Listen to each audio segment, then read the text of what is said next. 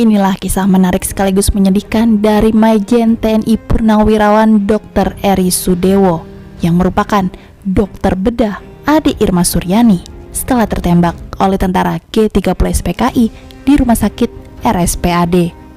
Majen TNI Purnawirawan Dr. Eri Sudewo merupakan mantan rektor Universitas Airlangga yang kebetulan adalah seorang dokter tentara berpangkat Mayor Jenderal.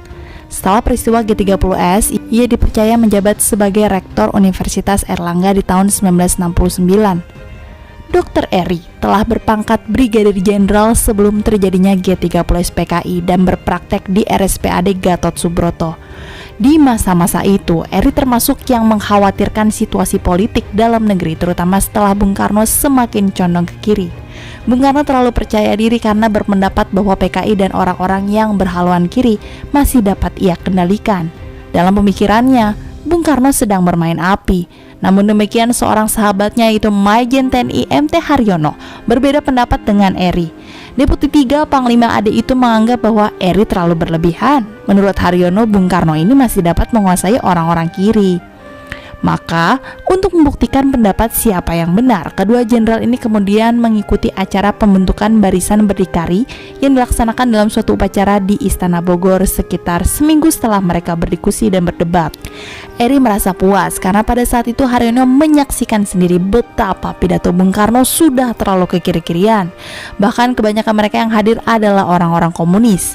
Eri merasa puas karena pendapatnya tentang Bung Karno terbukti benar dan MT Haryono menyaksikan sendiri hal itu.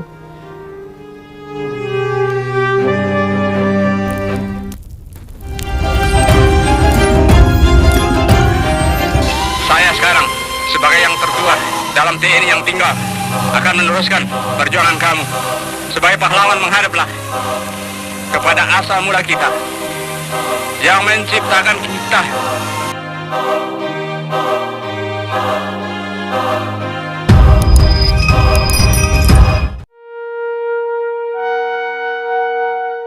Menjelang penculikan para jenderal di mana MT Haryono termasuk salah satu yang menjadi korban, ada peristiwa penting yang terjadi. Putra bungsu Panglima Kostrat Majen TNI Soeharto, Hutomo Mandala Putra, dirawat di RSPAD Gatot Subroto akibat luka bakar yang dialaminya setelah terkena tumpahan sup panas. Rupanya, Eri Sudewo termasuk salah seorang dokter yang dilibatkan dalam perawatan Tommy Soeharto, yang kemungkinan harus dirawat di RSPAD Gatot Subroto selama seminggu. Ini hari tanggal 1 Oktober 1965 ketika Brigjen Eri Sudewo beserta keluarganya telah terlelap. Tiba-tiba mereka dikejutkan dengan dering bel rumah mereka.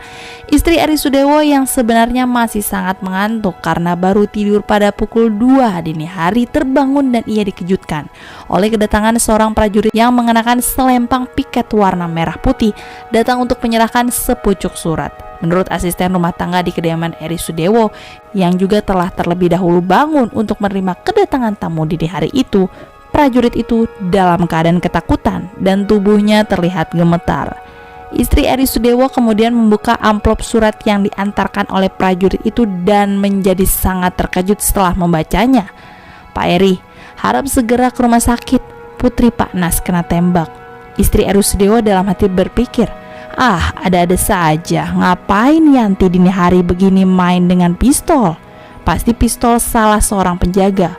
Ia pun kemudian membangunkan suami tercintanya dan bergegas berpakaian untuk ke RSPAD Gatot Subroto. Eri mengenakan jas dokternya, memasukkan surat panggilan itu ke dalam saku jasnya dan menuju RSPAD mengendarai jeep. Namun tak lama kemudian Eri kembali pulang ke rumahnya. Ia berganti baju dan nampaknya akan segera berangkat lagi.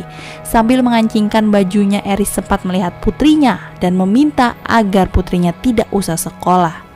Eri kemudian bergegas pergi namun sempat bertanya kepada istrinya tentang alamat-alamat Jenderal S. Parman, Jenderal Suprapto, Jenderal MT Haryono, dan Jenderal Sutoyo. Istri Eri yang bersahabat dengan istri para jenderal itu bisa menjawab pertanyaan itu.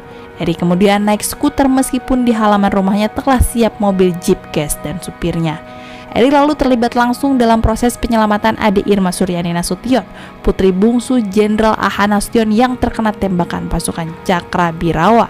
Yang kemudian terjadi, kita telah ketahui bersama, putri sang jenderal meninggal dunia beberapa hari kemudian. Setelah berlalunya peristiwa maut itu, barulah Angkatan Darat memberikan fasilitas pengamanan terhadap para jenderalnya. Mengenai hal ini, Eri Sudewo menganggap hal itu sebagai suatu yang menggelikan.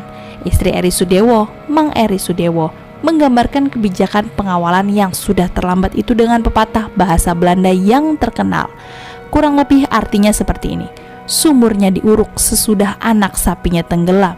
Eri Sudewo sendiri memutuskan untuk menolak fasilitas penjagaan dan berujar, "Saya bukan orang penting, nggak perlu dijaga. Lagi pula sudah tidak akan ada apa-apa lagi saat yang gawat dan penuh bahaya sudah lewat."